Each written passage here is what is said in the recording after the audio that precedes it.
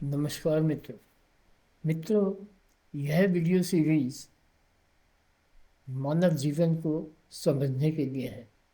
मानव जीवन को समझना इस कारण आवश्यक है क्योंकि बिना मानव जीवन को समझे आपको जीवन में सफलता नहीं मिल सकती। यह हमने विस्तार से पहले चर्चा की है।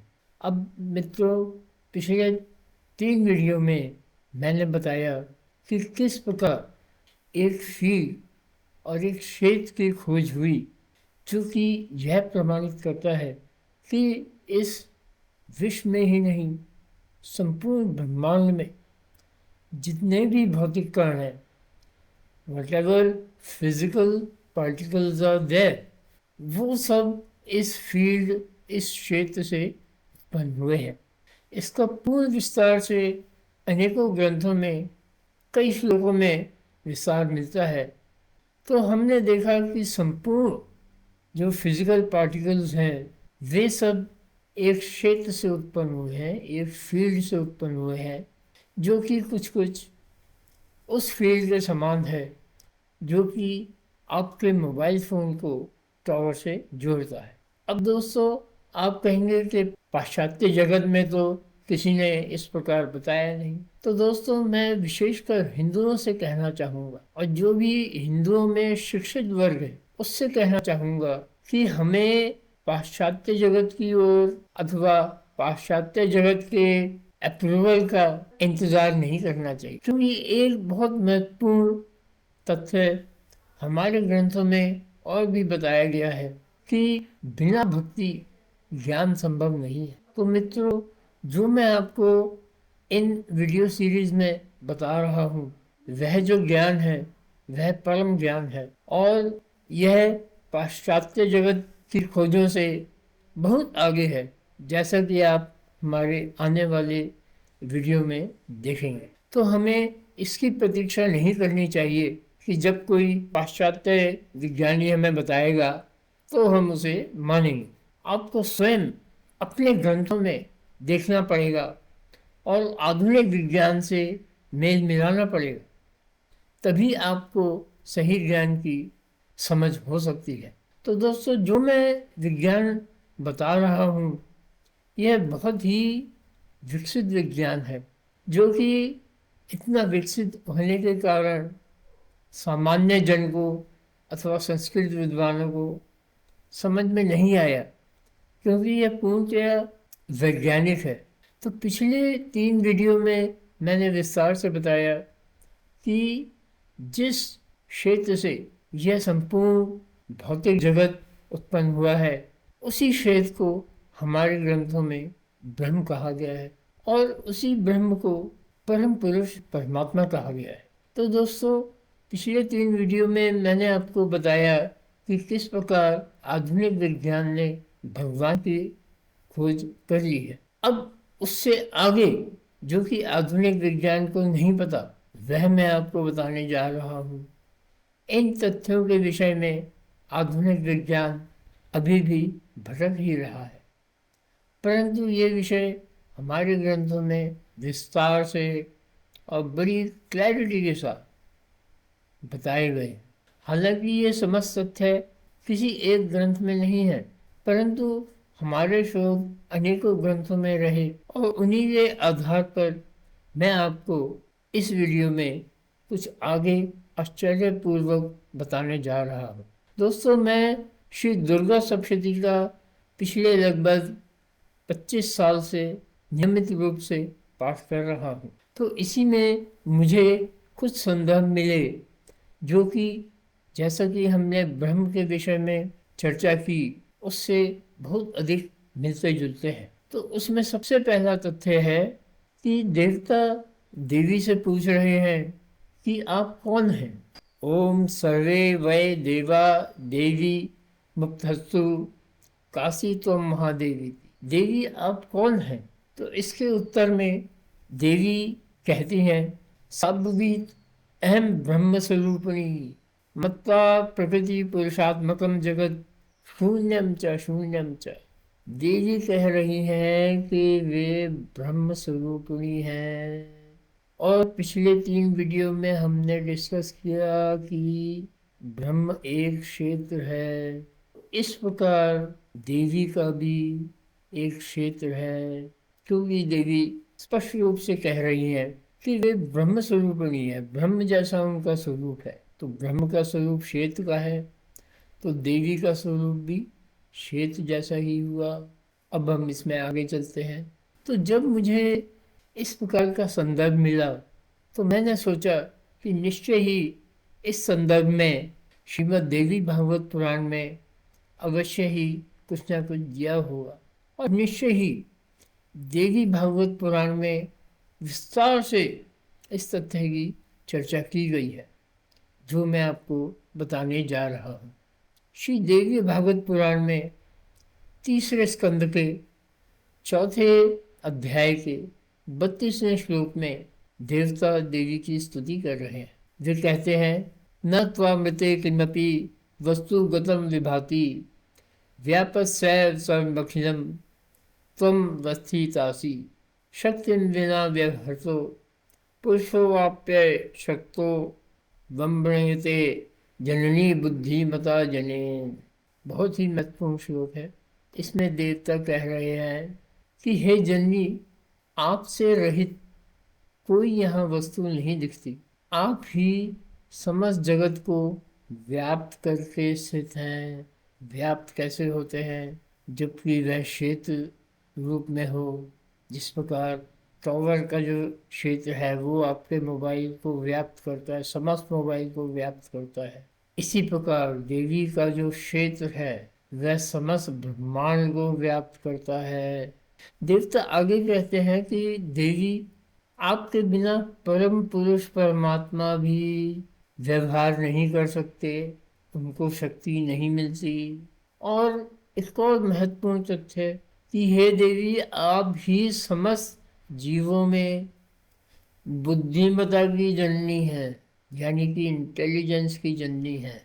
जो आधुनिक विज्ञान वर्तमान समय में बुद्धिमता को, इंटेलिजेंस को मस्तिष्क के अंदर मान रहा है, वह वास्तव में वह बुद्धिमता एक क्षेत्र है, एक फील्ड है जिसने पूरे ब्रह्मांड को व्याप्त किया हुआ है। अब हम आगे चलते हैं। इस श्लोक में देवता कह रहे हैं, यदि नाते विस्मा मतिरंबिके कथमिदं बहुधा विहितं जगत सति भूपति भित्ते जनावृतम बहुनैर्घनैश समाकुला। आपकी बुद्धि वैविध्यपूर्ण, मतलब विविधता से भरी हुई है। जो यह बुद्धि आप जनमानस में व्याप्त कर रही हैं, ये विविधताओं से पूर्ण है। यानी कि जिस जनमानस में मंत्री, राजा, सेवक, धनी, निर्धन भरे पड़े हैं, तो समस्त विश्व में जितने भी मानव हैं, उनको जो बुद्धि मिल रही है वह इस क्षेत्र से मिल रही है। और सब में विविध प्रकार की बुद्धि है। कोई कुछ करना चाहता है, कोई कुछ करना चाहता है, कोई कुछ कर रहा है, कोई कुछ कर रहा है। अब अगला श्लोक भी बहुत महत्वपूर्ण है। इस श्लोक की मैं पहली लाइन बताऊंगा, उस पर ध्यान दें। चित शक्ति रस्ति परमात्मनि येन सुवापि व्यक्तो जगत्सु विदितो भवकृत्य कर्ता। देवता कह रहे हैं कि आप चित्त शक्ति हैं, यानी कि आप चेतना की शक्ति हैं, जो कि समस्त जीवों में जो चेतना है, जो जीव हिलडुल रहे हैं, यह शक्ति आपके कारण ही है, आपकी ही है। और यही शक्ति परमात्मा में भी विद्यमान है, जिससे कि परमात्मा नाम और रूप लेकर इस जगत का सृजन, पालन व संहार करने में सशक्त हैं। यानी कि परमात्मा में जो शक्ति है वह भी देवी के कारण ही है। हम अगले श्लोक पे चलते हैं। अब श्रीमद् देवी भागवत पुराण के तीसरे स्कंद 6 अध्याय में दूसरा श्लोक है, वो मैं आपको बताता हूँ।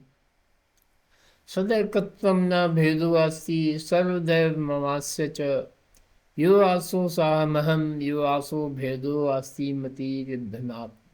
इससे अगला श्लोक भी सुनिए। आवयोरंतरम सूक्ष्मम यो वेद मतिमान ही स विमुक्त सतु संसारान मुच्यते नात्र संशया। इन दोनों श्लोकों का अर्थ समझें। देवी कह रही हैं कि मैं और परम ब्रह्म एक ही है, यानी कि ये जो क्षेत्र हम जिसकी चर्चा कर रहे हैं वह एक ही है। देवी कह रही है कि हम में कोई भेद नहीं है, क्योंकि जो वे हैं वे ही मैं हूँ और जो मैं हूँ वही वे हैं। यानी कि ब्रह्म और ब्रह्म का क्षेत्र और देवी का क्षेत्र ये एक ही है। देवी कहती हैं कि बुद्धि के भ्रम से हमें ये भेद अलग अलग दिखाई देता है, हम मनुष्यों को। अगले श्लोक में देवी कहती हैं, इसलिए हम दोनों में जो सूक्ष्म अंतर है, जो डिफरेंस है, वह जो जानता है वह संसार बंधन से छूटकर हमेशा के लिए मुक्त हो जाता है, सदा के लिए मुक्त हो जाता है। मित्रों, आप इन तथ्यों की गहराई समझ रहे हैं। अब आगे मैं बताता हूँ। इसमें जो है देवी बता रही हैं कि द्वैत भाव क्यों है।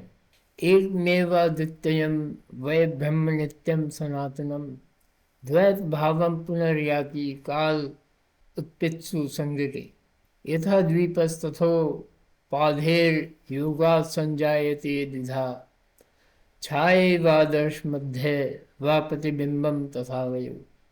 इन दो श्लोकों को बहुत अच्छी तरह समझें। देवी कह रही हैं कि ब्रह्म, जो हमने पिछले 3 वीडियो में विस्तार से चर्चा की, वह ब्रह्म अद्वितीय है, मतलब उस ब्रह्म के समान दूसरा कोई नहीं है। वह नित्य है और सनातन है, यानी कि वह ब्रह्म इटर्नल है और हमेशा के लिए है। केवल सृष्टि की संरचना जब आरंभ होती है उस समय यह ब्रह्म द्वैत भाव को प्राप्त होता है। मित्रों, आप समझे, जिस समय सृष्टि की रचना आरंभ होती है उसी समय ये द्वैत भाव आता है, अन्यथा नहीं।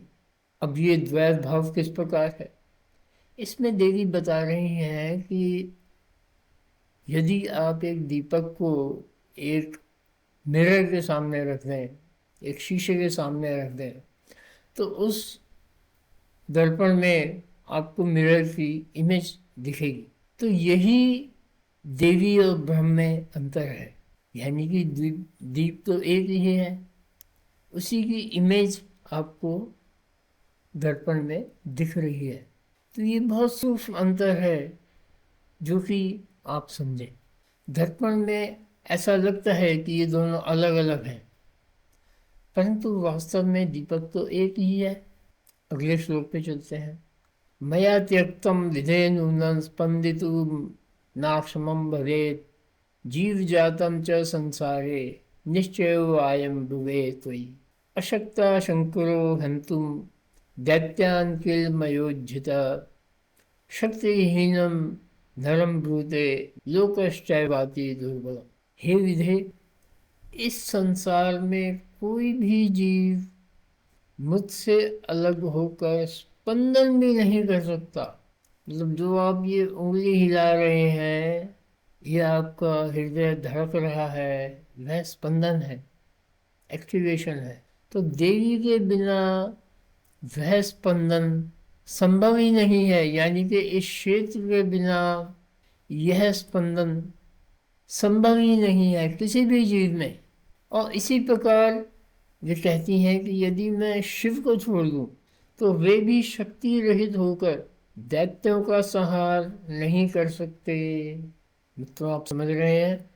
और इसी कारण संसार में जो अत्यंत दुर्बल पुरुष है उसे शक्तिहीन कहते हैं।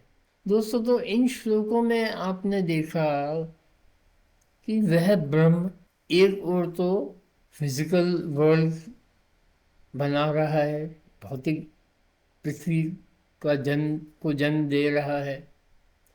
दूसरी ओर वही ब्रह्म देवी के रूप में एक क्षेत्र द्वारा समस्त जीवों में चेतना दे रहा है, हिलने डुलने की शक्ति दे रहा है। इस प्रकार का ज्ञान अभी तक आधुनिक विज्ञान में उपलब्ध ही नहीं है। किसी ने सोचा ही नहीं है कि एक क्षेत्र भी हो सकता है। जैसे टॉवर का क्षेत्र मोबाइल को पूर्णतया जीवित कर देता है, उसी प्रकार ब्रह्म का क्षेत्र है जो कि समस्त जीवों को पहले तो फिजिकल बॉडी देता है, फिर उनमें चेतना देता है, हिलने डुलने की क्षमता देता है। दोस्तों, इसी प्रकार हम आगे भी बहुत ही महत्वपूर्ण ज्ञान आपके समक्ष लाते रहेंगे। आप हमारे चैनल को सब्सक्राइब अवश्य करें और हमारे वीडियो देखते रहें, क्योंकि जो कि मैं अगले वीडियो में बताने जा रहा हूँ वह और भी चौंकाने वाला है, और जिससे अभी तक आधुनिक विज्ञान तो बहुत दूर है। और वह प्रमाणित करता है कि भगवान जिस प्रकार क्षेत्र रूप में हमारे चारों ओर व्याप्त हैं, वे शरीर रूप में, भौतिक रूप में किस प्रकार अस्तित्व में है। नमस्कार मित्रों।